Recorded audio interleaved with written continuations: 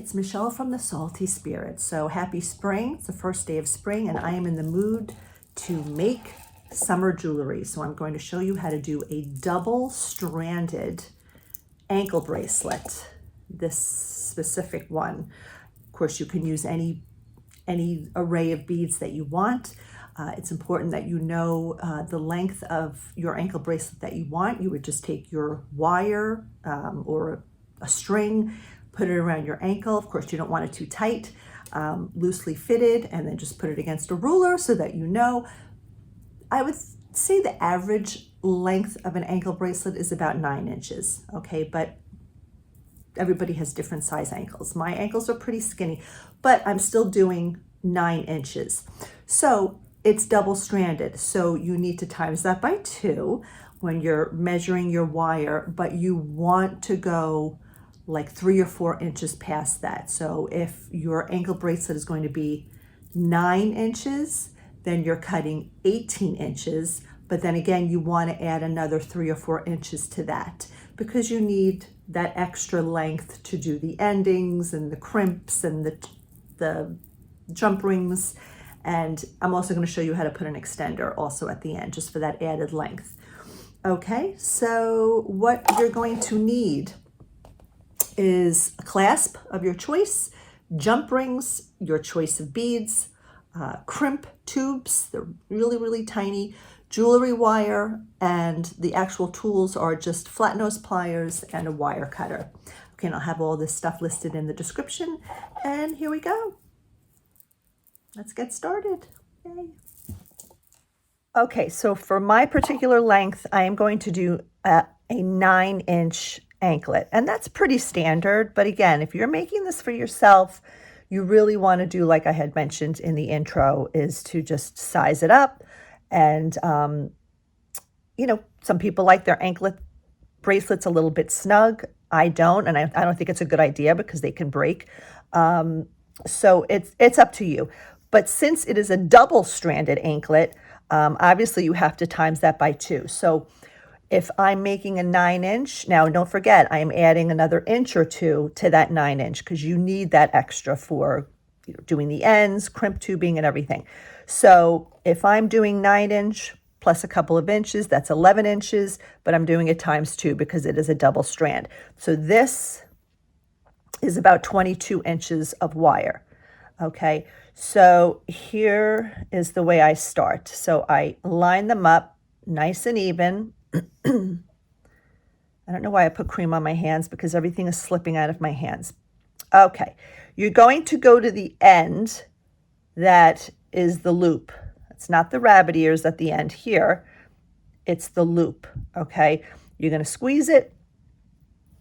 You can even use your pliers, your flat nose pliers, squeeze it so that it's not such a big loop. And you're going to take your crimp tube. They're so tiny. See that? Okay, this is where you need excellent eyesight or really good glasses. And you're just going to slide that loop, goes right in. Okay, you don't want to have a huge loop for when you squeeze the crimp tube. It's going to look silly because it is wire. But you do want it big enough so that you can add a jump ring to it at the end. Okay, so I'm going to take my flat nose pliers. I'm going to grab it, and again, make sure that loop is the size you want it, and give it a really, really tight squeeze. And then I just squeeze again on each side, squeeze again, just making sure that sucker doesn't move. Okay. All right, so now you have that, like I said, tiny little loop there that you can add a jump ring. You can do that later. So now you have your 2 long strands, okay?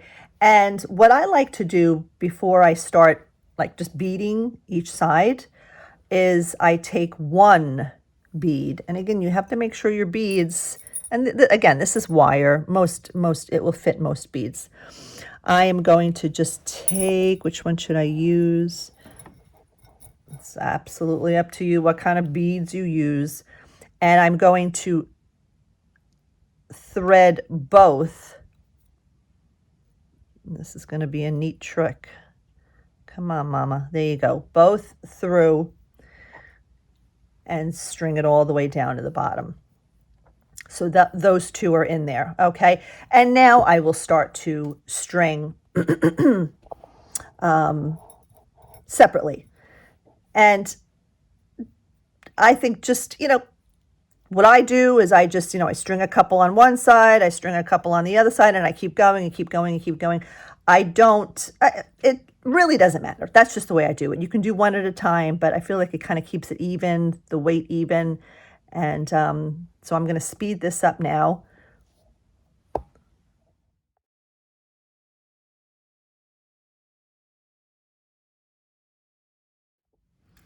So just a thought right now. You can, again, this is just a design option. You can now, at certain points, if you want, maybe once or twice, you can add a bead with the wires together so that there's sort of an enclosure. So it kind of looks like that when it's laying, and then continue. After you put that bead on, then you can continue again, beading separately. Okay, so now I am going to put one of my starfish beads. Whatever your focal point or center point, whatever it is, might be, I don't know, it might be a larger bead, it might be a different kind of charm, but this goes really, really nicely with these colors. So I'm going to slide on my little starfish, and then I'm not going to do the other one yet. I'm going to do a few more beads just so that the starfish sits a little bit higher, because when it's on the ankle, it kind of will look nice. All right, so we're going to continue on.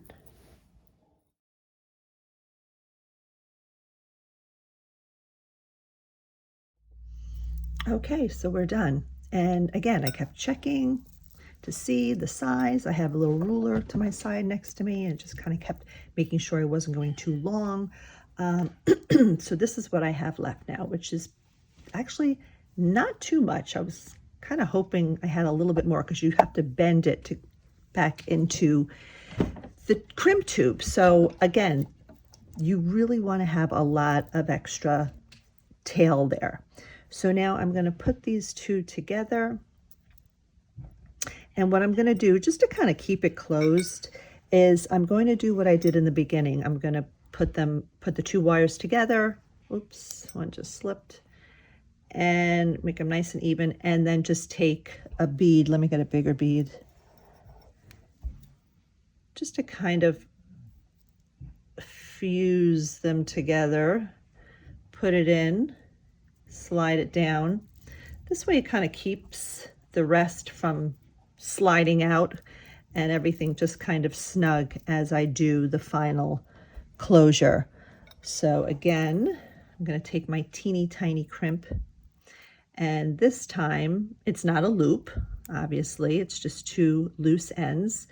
And I'm going to put them both into the crimp tube, bring it down, and then this is where you're going to need that extra, because you have to bend it or loop it and put it back into the crimp tube.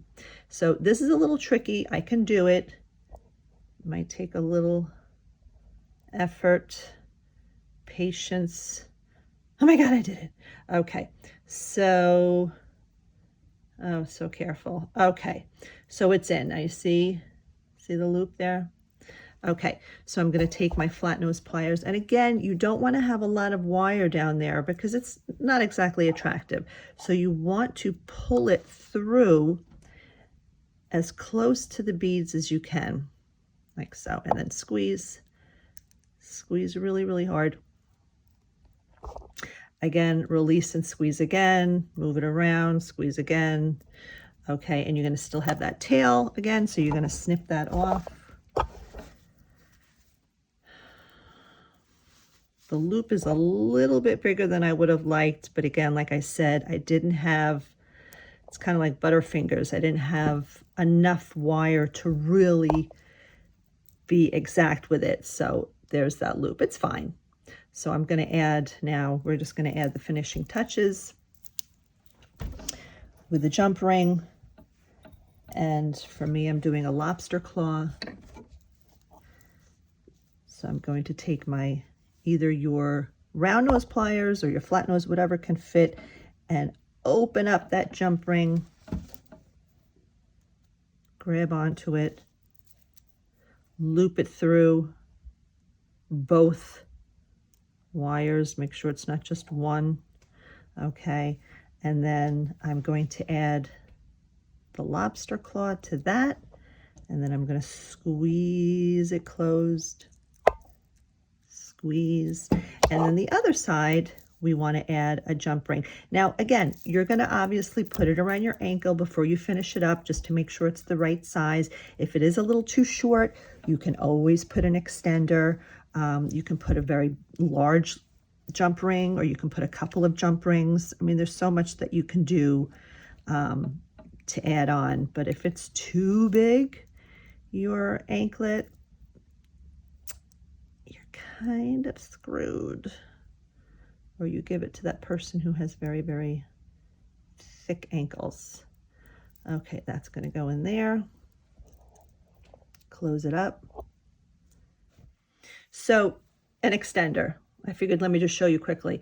It is just a piece of chain. I usually get just like cheapy chains from Michael's or wherever, and I use them solely for the purpose as an extender for either a bracelet or an anklet. And again, it's up to you how long you want it to be. This is about an inch, inch and a quarter.